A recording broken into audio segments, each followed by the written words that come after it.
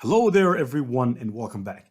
Now in this lecture I will explain to you how you can use Google Bard to learn about copywriting as well as to use any copywriting framework of your choosing, depending on what you want to apply the copywriting for, depending on your target audience and multiple things. And we're going to dive deep into that in this lecture. Now you have to understand that copywriting is a complex subject. In my case, it took me years to learn about copywriting and to really perfect it and master it because it's really a gradual level. You start at a low level where your copy is not enough to convince the person that loves you the most, to a person whose copy can convince the person who hates you the most to take action and to buy something. Such is the power of copywriting and anything that's going on the web. Anyone who's ever been successful online and who sells stuff is good with copywriting. You can take any program, and I'll argue that with the most successful people amongst you. If you are successful, it's because you are a good copywriter. It's because you know how to deliver your message. Your brand's message and value, you can easily transmit that to people and they can see the value in it through copywriting. And if that wasn't the case, nobody would purchase anything from anyone. So copywriting is very important. It's a big deal. That's the first thing I learned when starting out online. As a matter of fact, I was a copywriter for a long time and sure did make quite some good money from copywriting back in the golden era of copywriting. Now, here, in order for you to learn about copywriting, you have to learn two things. Copywriting can be used either as a freelancer, so you can go and freelance on Fiverr. And I've shown you an example already. You can go and check that out. And I'd like you to go right now, if you're watching me, go to a platform such as Fiverr or Upwork and just look at how much people are getting paid for copywriting services, just to kind of get the feel of how valuable the field of copywriting is. And the thing is that you can apply copywriting to almost anything. You can apply it to a landing page, sales page, a funnel, emails, LinkedIn, Facebook, Instagram, everything you do, you can apply copywriting to it.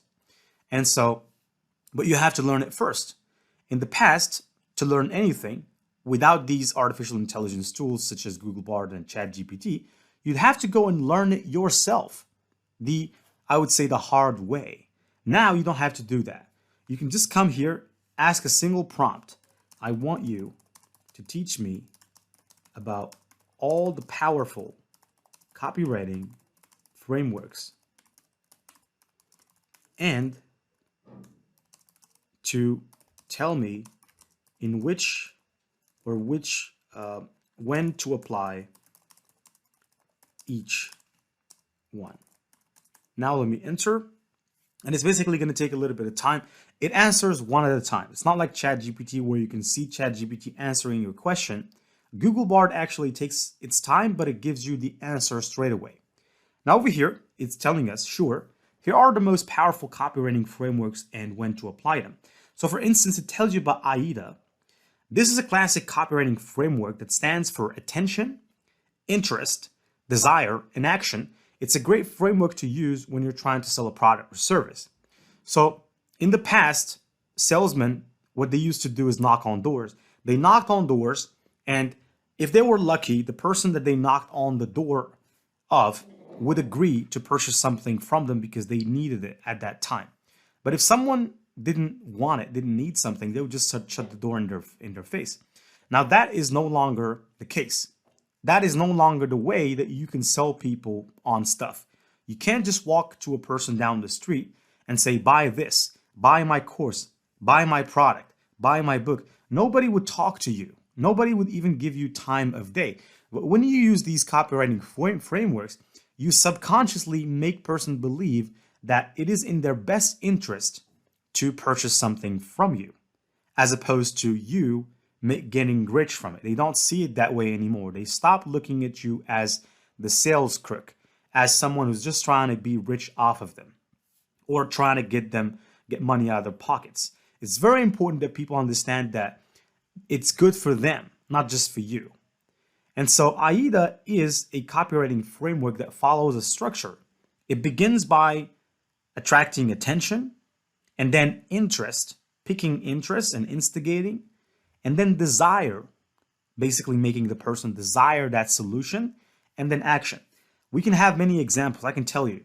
If someone, for example, is looking to get rich, you can start your advertisement on Google or your blog post or whatever content you'd like to create using AIDA. And you can say, I have a Ferrari, and you can show a picture of you in the Ferrari or in the McLaren or the Lamborghini, any car of your choice, or the Bugatti. So once you've done that, you've had the attention of those people. Those people now are going to listen to you. They're going to say, hold on a minute. This person is in a Ferrari. The reason why I'm explaining this is because that is very important to get that attention from people, because without that attention, you cannot tell them anything. You cannot program their minds to do anything, because then to them, you don't mean anything. And we live in an attention deficit economy. People don't give you attention unless you have something special. And online, these are the things that can actually enable you to get the attention, is to basically pick that attention with something amazing. Like, for example, showing a picture of you before losing weight and after losing the weight. That is one of the ways that you can pick attention depending on your niche, okay? Or you can show them a picture when you were not muscular and the picture where you are really buff and muscular, okay? Now, once you've picked their attention, you move them to the next step. I'll try to go as fast as possible. You move them to the next step of picking their interest, of showing them, I was poor. I was like you. I didn't have a girlfriend. I wasn't successful. And so you can start outlining all these things that make people interested to know more about you, because then to them, you're that rich guy that was poor, that made it now and is no longer poor and has basically escaped the poor mindset or a bad place, and that you could be their coach to save them. You could be their savior, okay? That is how the mind functions, okay? Now, once you've picked their interest, you then tell them, but here's the thing. I found something. I found the key. I found the light at the end of the tunnel. I found a monk that showed me the secret method of making money, or of making this, of doing that. Then you pick their desire. Now they can see, okay, if I do what this guy did, because this is what he tells me, this is what he's telling me now. He's telling me that he was poor, now he's rich. He proved that he's rich. And I don't know if he was poor, but I don't care. He's rich now. And he tells me he's poor, so I am poor now, and I want to be where he is, and I'm interested. I have the desire. He's telling me about a way that he used, and so right now, what do I got to do? Now the brain is prepared to take action. That's when you basically tell them, here's the action. For example, buy the course, or buy this book, or enroll in this boot camp. Depends on what product you're selling. So there's a lot of products you can sell. It depends. You can be a ClickBank affiliate, CJ affiliate, you can be an App Impact affiliate, you can be whatever.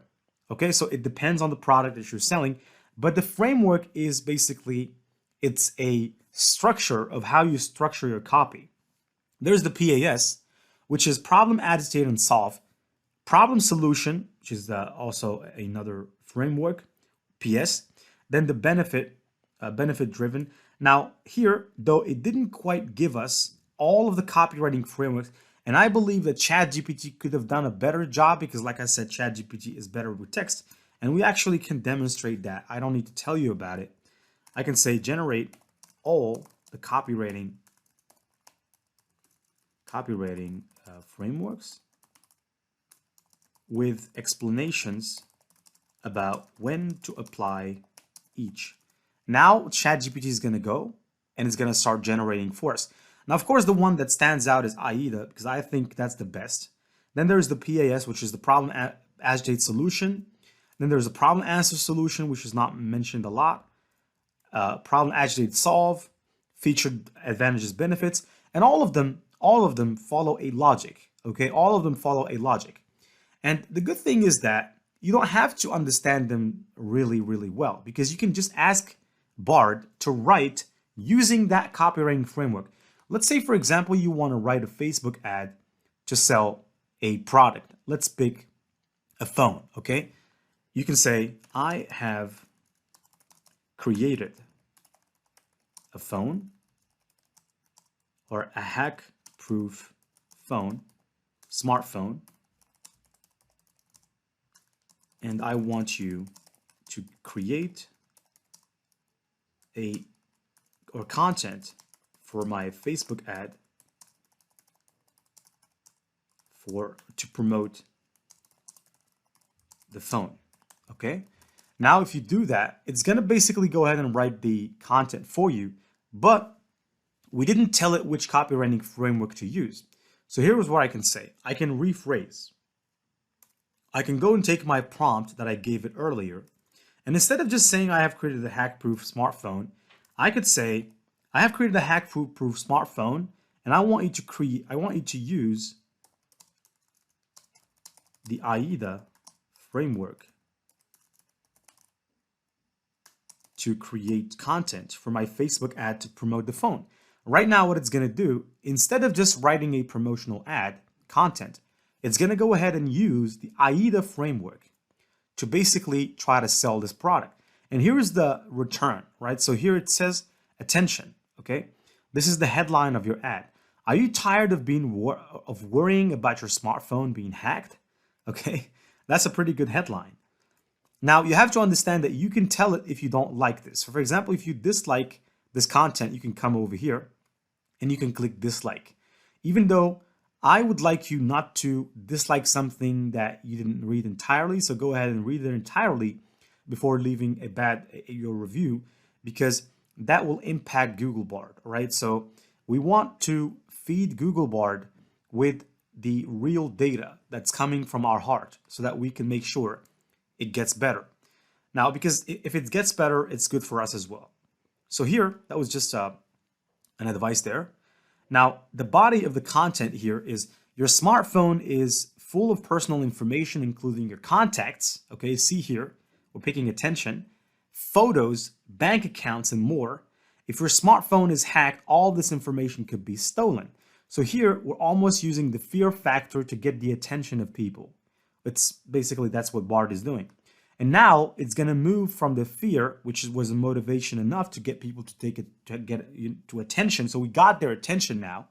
And now it's saying, introducing the world's first hack-proof smartphone, and you can attach the phone name, etc.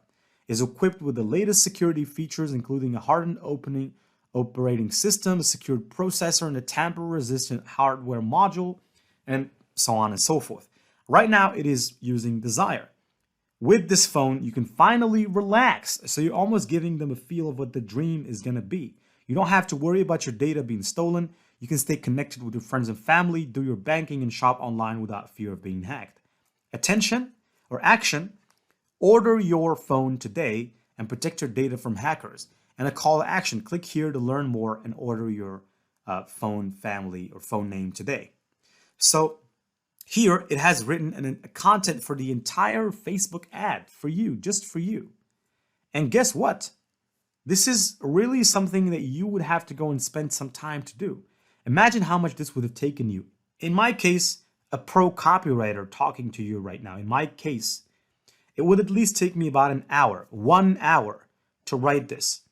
We've done this in seconds, okay? So I don't need to say any more, I feel like. And that's where I'm going to put this lecture to rest. And I'll see you in the next lecture where we're actually going to dive deep into our next element that we're going to do, which is keyword research. All right, so keyword research is extremely important, and we're going to dive deep into that.